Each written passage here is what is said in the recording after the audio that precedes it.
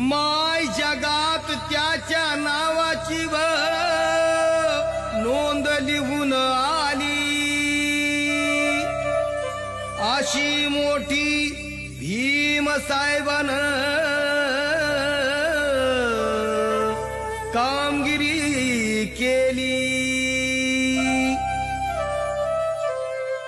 कुणी नाही केलं